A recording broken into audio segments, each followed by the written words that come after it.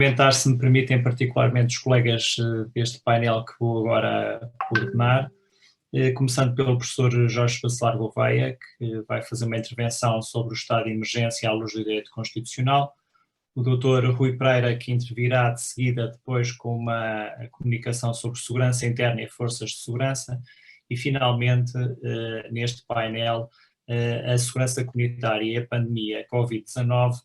pelo professor Eduardo Pereira Correia e pelo Dr. Ricardo Claro. Feitos estes cumprimentos e agradecimentos iniciais,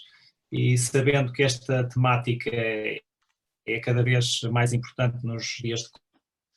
correm, eu vou dar início então ao painel O Direito da Segurança no Contexto de Pandemia, naturalmente abordando esta questão numa perspectiva mais jurídica, e a primeira intervenção caberá ao professor Jorge Bacelar Gouveia, que dispensa a apresentação. Ainda assim, não gostaria de deixar de dizer que é professor catedrático da Faculdade de Direito da Universidade Nova de Lisboa, e a este propósito, embora sendo autor de muitos e muitos livros, artigos e comunicações na área do direito público, eu gostaria de chamar a atenção para duas das obras que considero de referência nesta matéria. Primeiro, a sua tese de doutoramento relativa precisamente ao estado de exceção no direito constitucional. Mal ele imaginava que ganharia tanta atualidade tantos anos depois, e se me permitem também um manual que é de referência, que é o Direito da Segurança, Cidadania, Soberania e Cosmopolitismo. Não estando no seu currículo, mas creio que deve aqui ser mencionado, creio que todos lhe somos devedor deste trabalho que ele tem tido de dar alguma visibilidade e até coordenação a duas áreas do saber que andavam um pouco dispersas, o direito e a segurança, e por isso a Universidade Portuguesa creio que lhe deve esse trabalho. Sr. Professor Bacelar Gouveia, caro amigo Jorge, a palavra é de Vossa Excelência, sabendo que tem 12 minutos para fazer a sua apresentação. Muito obrigado, Sr. Professor José Fontes, também o cumprimento, um grande amigo, de longa data, e muito gosto em tê-lo como moderador, espero que efetivo, desta sessão, espero portar-me bem, e também gostaria, evidentemente, de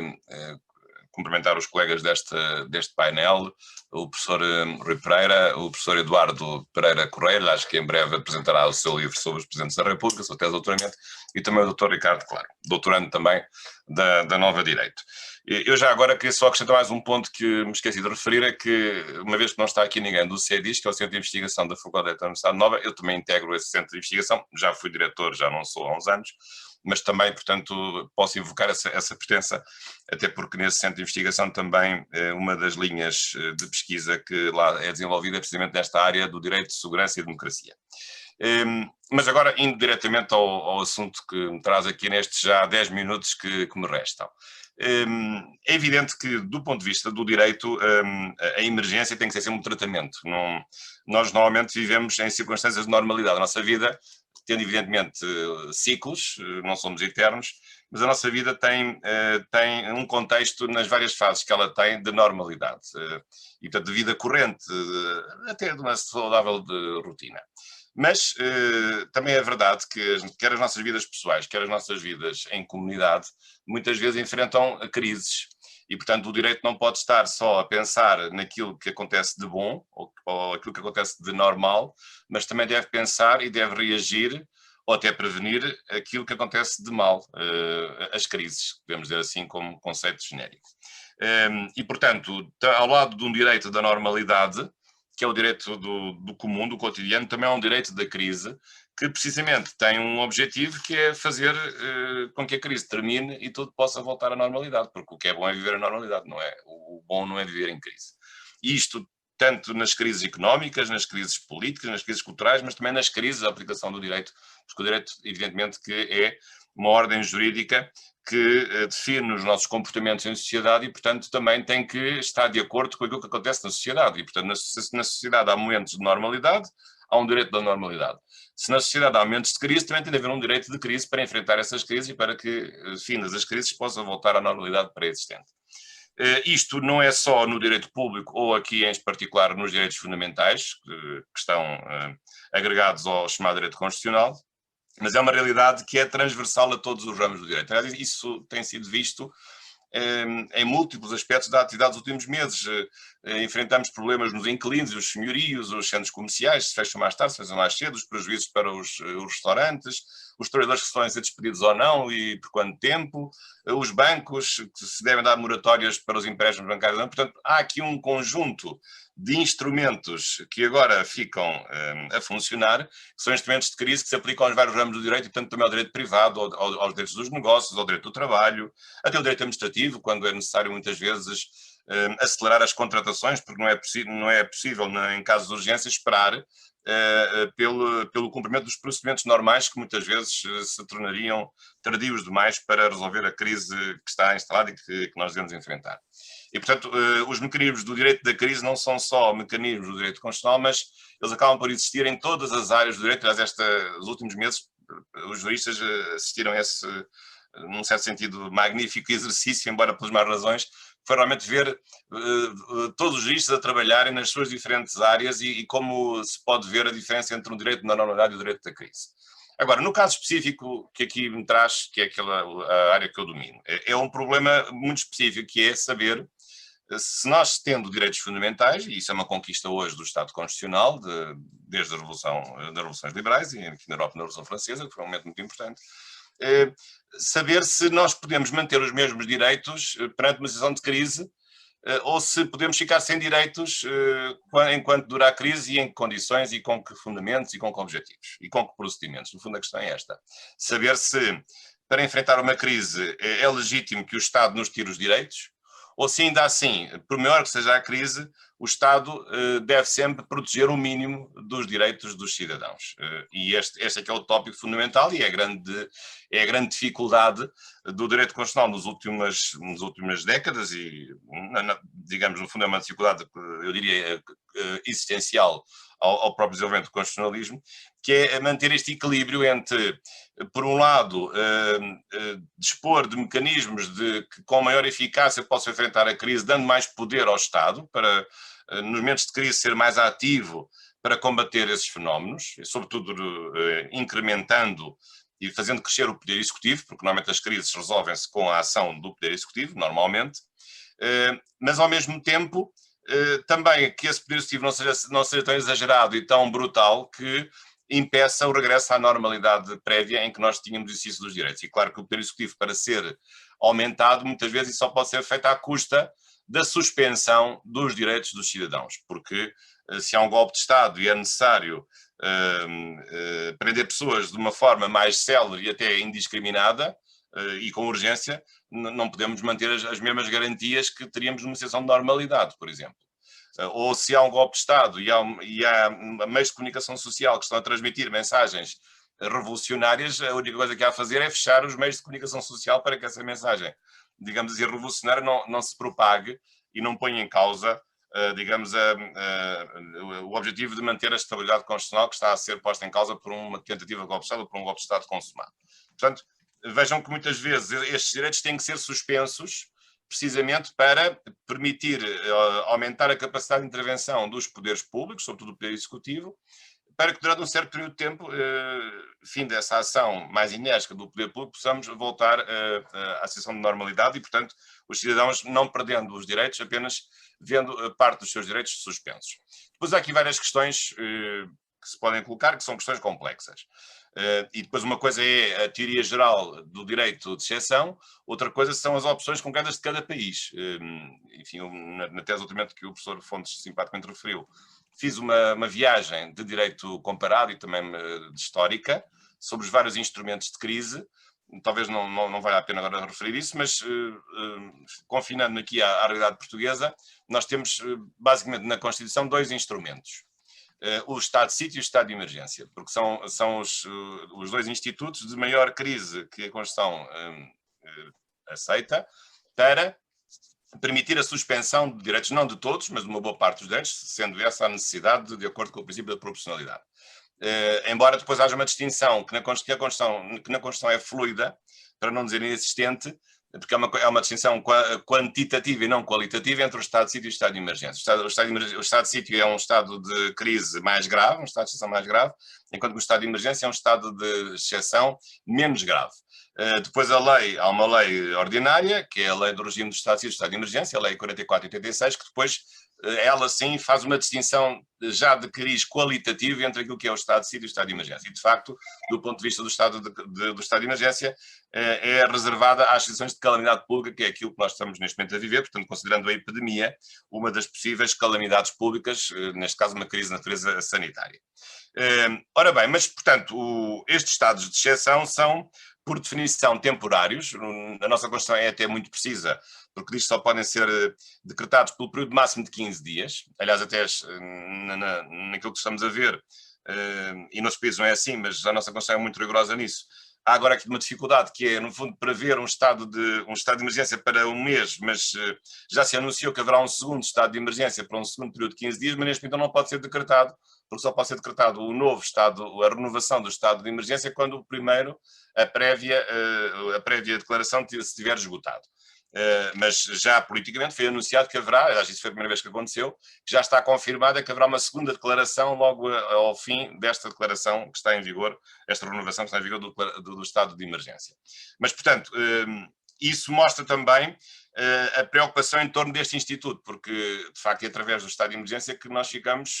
ficou com o tesouro perturbado dos nossos direitos, e são os vários direitos que estão em causa: a liberdade de circulação, deslocação, o direito à liberdade individual, no caso do confinamento obrigatório,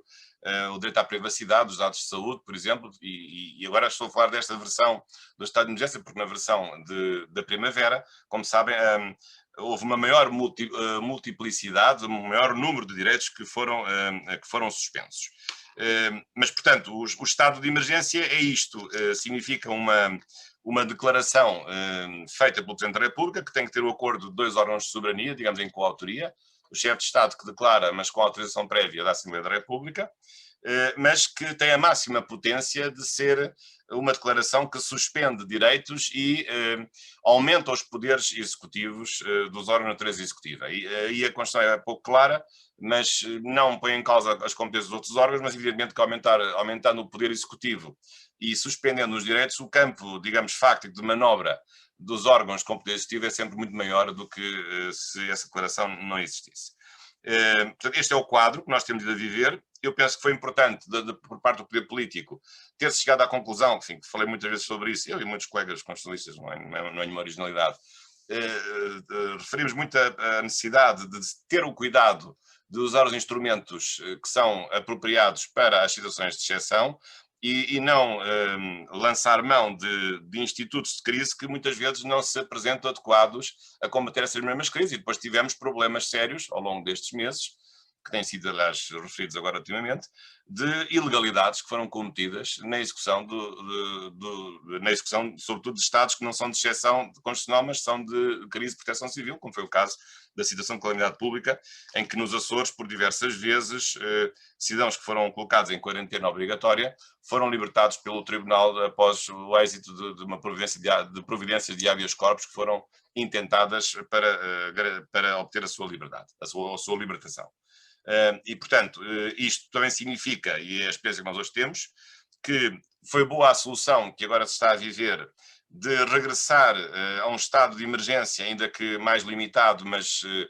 estado de emergência que justifica, sem qualquer margem para dúvidas, as limitações que estão a ser impostas aos nossos direitos e a justificação na ativação dos poderes públicos para combater a crise. E isto também mostra que, na verdade, fora do quadro da exceção constitucional, nós não temos um instrumento de emergência sanitária como devíamos ter. Isso também parece que é evidente. É verdade que há leis que o referem. A Lei de Base da Saúde refere a possibilidade das autoridades de saúde poderem adotar medidas de emergência sanitária, incluindo na base 34, na linha B do número 2, a possibilidade do confinamento domiciliar obrigatório. E até no outro artigo até fala de medidas gerais de exceção no âmbito do estado de emergência sanitária, mas na verdade percebe-se que ao longo destes meses não foi possível conciliar esses instrumentos, ou não foi possível interpretá-lo da melhor forma, sobretudo saber até que ponto era necessária intervenção judicial na limitação mais estrita da liberdade individual, no caso do confinamento profilático, ou da quarentena, ou até quando as pessoas estão infectadas, e depois as situações de crise que foram sendo sucessivamente declaradas ao longo dos meses, com menor incidência no verão, visto que, digamos, houve uma diminuição dos casos, em que não havia situação de calamidade, mas havia uma situação de contingência ou de alerta, mas também se percebe que isso, a própria situação de calamidade que está prevista na Lei de Bases de Proteção Civil, também não é inteiramente adequada à situação que nós estamos a viver. E, portanto, sempre houve dúvidas, sobretudo um problema complicado, que era a liberdade de circulação. É verdade que a Lei de Bases de Proteção Civil estabelece a possibilidade de cercas sanitárias e a possibilidade de restrições ou de limitações à circulação de pessoas e veículos, em homenagem à própria segurança dessas pessoas, e a sanitária é uma delas, mas também é verdade que a própria Lei de Base de Proteção Civil diz que nos casos em que houver suspensão de direitos fundamentais é necessário recorrer aos estados de exceção, neste caso ao estado de emergência, precisamente porque as situações de crise de proteção civil não são funcionalmente adequados a suspender direitos fundamentais. E, portanto, se é isso que se quer, tem que se recorrer, não basta fazer a declaração de estado de calamidade, mas é necessário recorrer à declaração do estado de emergência. Aliás, o mesmo também sucede, curiosamente, na lei de vigilância da saúde pública, que é uma lei também que tem sido invocada, que transpôs para Portugal o Regulamento Sanitário Internacional da OMS, em que a certa altura diz que quando for para suspender direitos de maior monta, então aí é necessário recorrer aos estados de exceção constitucional, e portanto não basta apenas decretar medidas ao abrigo das normas que lá estão escritas, que conferem às autoridades de saúde poderes de emergência sanitária. Portanto, há aqui várias questões complexas, isto no que respeita aos direitos. Podia também falar no que respeita ao funcionamento das instituições políticas. Por exemplo, o Parlamento não tem uma comissão permanente com poderes de exceção, e devia ter. Portanto, o Parlamento, quando não está reunido, tem sempre uma comissão permanente que faz as suas vezes, no caso de ser necessário, por exemplo, no caso das férias parlamentares, mas, ora, esta situação de crise que nós estamos a viver seria aquela ideal para funcionar uma comissão permanente que pudesse substituir temporariamente, numa situação de crise sanitária, o plenário da Assembleia da República. Ora, isso não é possível, porque a Constituição não estabelece qualquer possibilidade de atribuição de poderes de exceção de crise a uma comissão permanente, quando na verdade ela é um mini-parlamento, e do ponto de vista da sua legitimidade não haveria nenhum problema, porque a correlação de forças que está no plenário também está exatamente igual na Comissão Permanente da Assembleia da República, e será muito mais fácil reunir 25 pessoas com distância social do que 230 deputados com distância social numa mesma sala. Aliás, durante a certa altura, o Parlamento até utilizou um esquema interessante e imaginativo, que foi um acordo político, não jurídico, segundo o qual os partidos reduziam ao mínimo a sua participação, enfim, embora mantivessem as proporções entre si, para não haver distorções nas votações, para, no fundo, ter no hemiciclo o quórum mínimo de funcionamento, para votar, que é 116 deputados, não mais do que isso, mas cada partido comprometeu-se apenas a ter o número de deputados suficiente para manter a proporção. Claro que isto depois pode levantar problemas, porque os deputados de partido único, esses têm que estar sempre presentes e estariam sempre numa proporção muito superior àquela a que teriam direito numa lógica de redução de proporcional em todos os deputados, mas não deixa de ser curiosa a situação, mas de toda maneira isto mostra toda esta experiência, além das questões científicas, das questões securitárias, também do ponto de vista jurídico, aqui um grande desafio que se colocou a todos os juristas, a todos os professores, a todos os investigadores, e de facto, da minha parte também, não foi propriamente uma grande felicidade de ver em ação aquilo que eu escrevi, mas foi uma felicidade de poder aprender com uma realidade sempre tão dinâmica e que muitas vezes nos coloca as melhores surpresas, muitas delas, aliás, inesperadas. Portanto, fica aqui este apontamento. Muito obrigado, Sr. Professor, e todos aqueles que estão a acompanhar, saúde todos os participantes, e muito obrigado por esta oportunidade. Muito obrigado, professor Bacelar Gouveia, uma intervenção muito interessante, que bem demonstra que todo este exercício que está a ser feito pelos órgãos de poder público